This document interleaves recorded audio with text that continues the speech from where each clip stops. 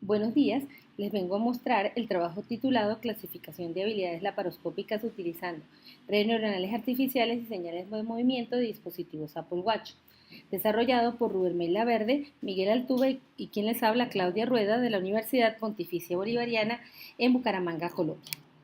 La cirugía laparoscópica es una de las más utilizadas actualmente por su mínima invasión y su recuperación rápida del paciente, pero se requiere una habilidad adicional del cirujano, ya que éste debe realizar el procedimiento observando una imagen en 2D de una superficie en la cual debe moverse en 3D. Para esto se utilizan diferentes metodologías de práctica como trabajar en animales vivos como los cerdos, utilizar cadáveres, utilizar directamente con el paciente y simuladores estándar que son los que se utilizan con mayor frecuencia en la actualidad. Para trabajar con este tipo de entrenamiento se debe pasar un test de habilidades laparoscópicas estandarizado desde el 2004, con 5 ejercicios básicos donde se tiene la transferencia de aros, el corte de precisión, el nudo en bucle, el nudo intracorpóreo y el nudo extracorpóreo. Las métricas utilizadas por el FLS son las métricas clásicas que se mide objetivamente utilizando las técnicas de visión por parte de un evaluador externo, la duración de la tarea y el número de errores. Y las métricas directas en algunos simuladores se utiliza la medición de la trayectoria, la velocidad y la aceleración. Nosotros desarrollamos un trabajo utilizando las bondades que tiene el Apple Watch y sus sensores de giro y aceleración que se pueden obtener directamente sin colocar nada en la mano. Este trabajo fue publicado en la Conferencia Internacional de la IEEE de Ingeniería en Medicina y Biología del MBS, publicado en Hawái en este año.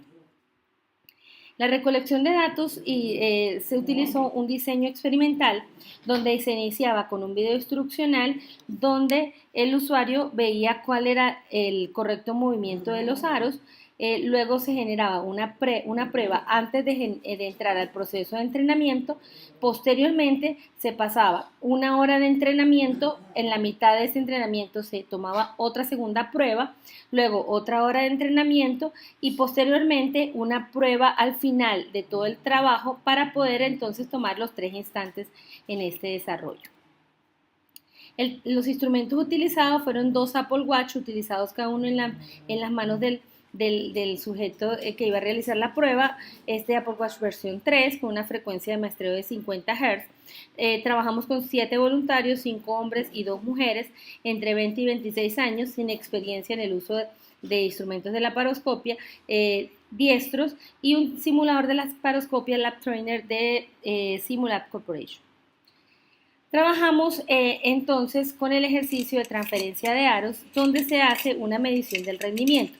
Esta medición del rendimiento está dada por el tiempo en segundos máximos de la prueba, que son 300 segundos, menos el tiempo utilizado por la persona que está realizando la prueba y las fallas por una penalización. ¿Qué fallas pueden presentarse? Transferir incorrectamente los aros o una caída fuera del campo visual. Por una penalización de 25 nos permitía tener los valores de desempeño. Este valor de desempeño es bastante amplio en los sujetos que realizamos y se hizo un proceso de normalización de este rendimiento en un rango entre 0 y 100. Una selección de las categorías de clasificación del rendimiento tomando como baja menor a 60, intermedia entre 60 y 90 y alta mayor o igual que 90. Por cada una de las manos se obtuvo en cada uno de los relojes la tasa de rotación, la aceleración y la posición como señales de movimiento de cada una de las manos. Esto se pasó por un proceso de filtrado utilizando las librerías de desarrollo de Apple, quitando la eliminación del sesgo de gravedad. Se importaron estas señales a MATLAB y se hizo un proceso de normalización utilizando el Z-Score. Trabajamos entonces con las métricas de las señales obtenidas como la media, la desviación estándar, la simetría, la kurtosis, la media de la densidad espectral de potencia y la entropía por cada una de estas señales, generando entonces bastantes atributos para poder analizar y se trabajó para tener una sola observación, analizando un promedio de cada uno de los ejes de los movimientos, generando un total de 36 atributos en total para análisis del movimiento. Posteriormente, para la selección de las características, se hizo un coeficiente de relación de Spearman entre lo que era el desempeño normalizado y los atributos. Esto permitió disminuir estos atributos a 25, tomando en cuenta solo los atributos con correlación estadísticamente significativa de P menor a 0,05. Luego generamos la arquitectura de la red neuronal feed-forward con 25 neuronas a la entrada, dos capas ocultas, una de 20 neuronas, otra de 10 neuronas y una capa de salida de 3 neuronas. La función de activación de las capas ocultas fue la función sigmoide y tangente hiperbólica, y la función de activación softmax fue la que se utilizó para la capa de salida.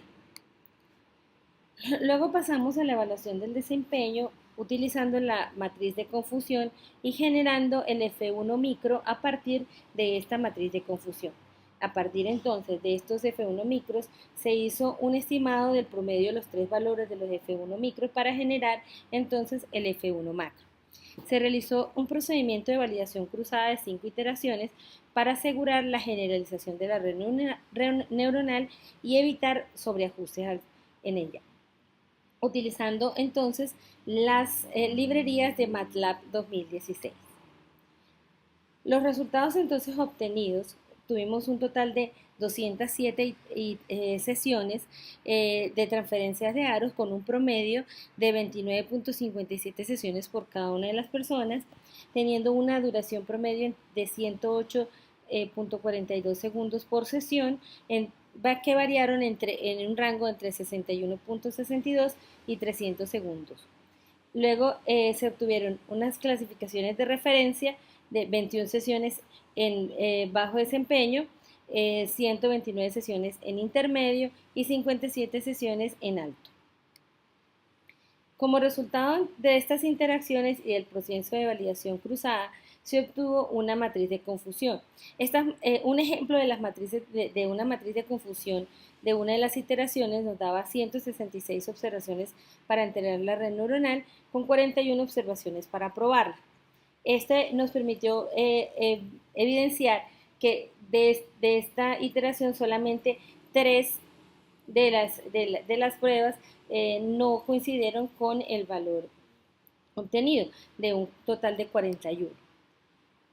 Haciendo un análisis de los resultados con las 5 iteraciones en el proceso de entrenamiento y en el proceso de evaluación, se obtuvo un F1 macro muy igual entre las dos partes, teniendo un F1 en el entrenamiento de 88.04 y en la evaluación de 86.11, y teniendo un promedio de F1 de 86.11 en toda la etapa de prueba.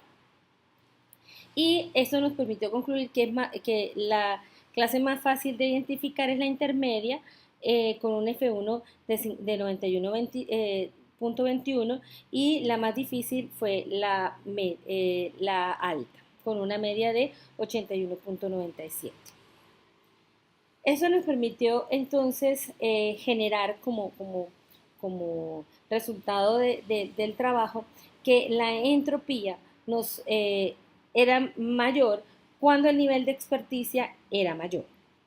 De los 10 atributos correlacionados mayormente con las señales de medición de la mano, de los más importantes es la entropía, de las señales de la velocidad de la rotación de las manos y sobre todo de la mano derecha, siendo la entropía de esta la que más explica la puntuación de rendimiento. Esto nos permite generar que en el futuro podamos trabajar únicamente con estas medidas y poderlos trabajar dentro de los relojes o los dispositivos móviles para hacer un entrenamiento en línea y un antientrenamiento que permita al estudiante generar autoentrenamiento. Se sugiere que los métodos no lineales proporcionan un mejor discernimiento para clasificar los niveles de habilidades técnicas, en este caso pues la entropía.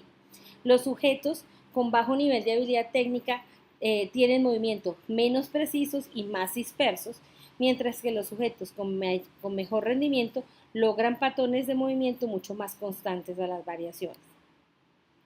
Como conclusión, demostramos que las señales de movimientos de sujetos sin experiencias en la paroscopia tienen las características diferentes a las señales de aquellos que han tenido la oportunidad de practicar, lo que permitió analizar y clasificar automáticamente las técnicas de aprendizaje en la paroscopia, utilizando estos instrumentos.